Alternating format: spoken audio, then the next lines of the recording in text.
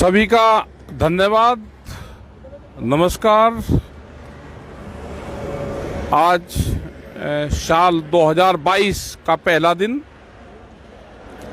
क्योंकि 2021 बड़ा संघर्ष का रहा किसानों के लिए, मजदूरों के लिए, देश के आदिवासियों के लिए। कोरोना बीमारी बहुत से 2021 में बहुत से चीजें झेल ली। बड़ा लंबा आंदोलन 1 साल का, कुछ चीजें हुई क्योंकि देश ने बहुत सी घटनाएं देखी,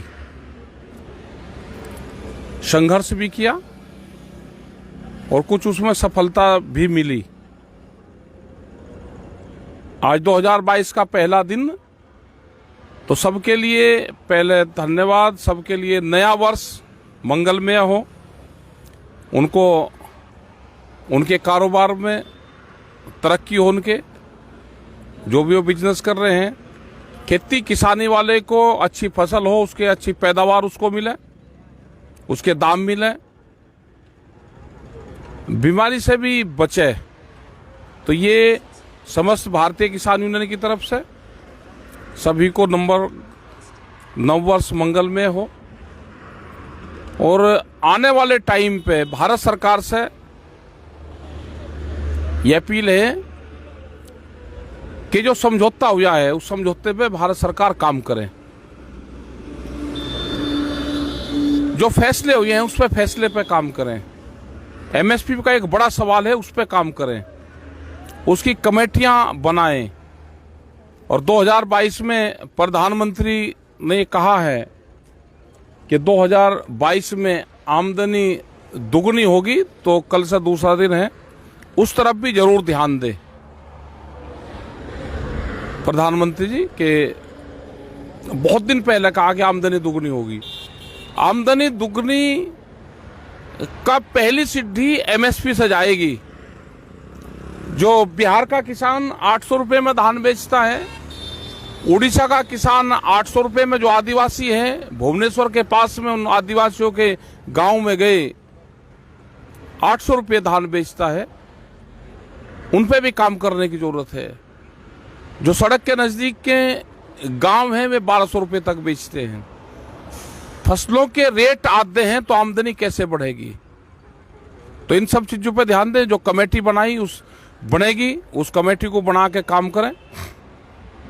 और ये लोग आएंगे जरूर आपके बीच में, जो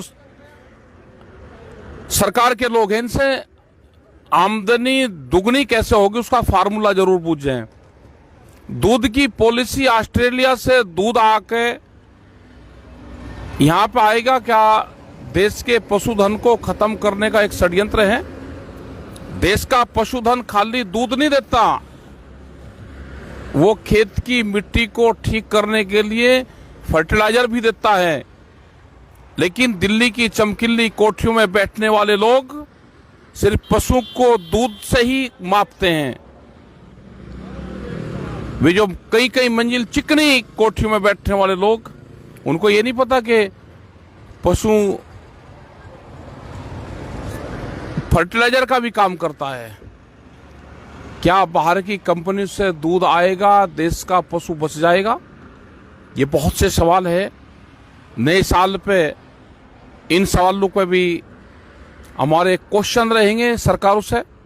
हमने बार बार कहा कि किसान अपने खेत में बेईमानी नहीं करता, वो देश को अन्न देता है। कोरोना काल में भी उसने अन्न दिया, लेकिन दिल्ली की कलम बेईमानी करती है जब उसको भाव देना होता है।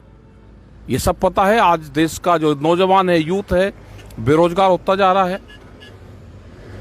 उनकी कोई नौकरी कर रहा था तो नौकरी छूट रही है, उसको रोजगार चाहिए। ये सारे सवाल है। बच्चों की पढ़ाई छूट रही है, बच्चों को एजुकेशन चाहिए, नौजवान को रोजगार चाहिए। देश में अनाज हम पैदा कर रहे हैं, उसका भाव चाहिए। ये जिम्मेदारी भारत सरकार की है, स्टेट गवर्नमेंट की है। हमको सब हम जानते हैं। आगामी कार्यक्रम भी हमारे जो हैं, हरियाणा के अभी प्रोग्राम है हमारे कल के भी 3, 4, 5 तारीख तक हम उत्तर प्रदेश और हरियाणा में रहेंगे और हमारे 8 तारीख से 8, 9, 10, 11 तक बिहार में हम रहेंगे, वहाँ के प्रोग्राम है। फिर 16, 17, 18 इलाहाबाद के प्रोग्राम रहेंगे और उसके बाद में 21, 22, 23 राजस्थान के प्रोग्राम रहेंगे। ये प्रोग्राम अभी हमारे हैं। इसी बीच में कुछ और भी खाली दिन रहेंगे तो उसमें भी प्रोग्राम करते रहेंगे। ये देश के किसानों की ट्रेनिंग हुई है 13 महीने की। अपना तैयारी, सब तरह से अपनी तैयारी रखना, जो भी चीज़ बताएंगे उस पर तैयार रहना। SKM की 15 तारीख की मीटिंग है, आगे के फैसले उसमें ही हम बताएंगे। अपने जैसे ट्रैक्टर है पहले ही दिन, क्योंकि ट्रैक्टर ही इस आंदोलन को जो मजबूती दिलवाई है उस ट्रैक्टर ने दिलवाई। तो ट्रैक्टर खेत में भी चलता है, ट्रैक्टर सड़क पर भी चलता है। 10 साल पुराना ट्रैक्टर किसान कहाँ लेकर जाएगा, उस पर भी हमको ध्यान रखना है। ये बहुत सी पॉलिसी सरकारों की है, तो हम उस पर पूर्ण रूप से ध्यान रखेंगे। और देश का नौजवान जो सरहदों पे है वो टैंक चलाएगा, देश का किसान ट्रैक्टर चलाएगा और देश का नौजवान ट्यूटर चलाएगा।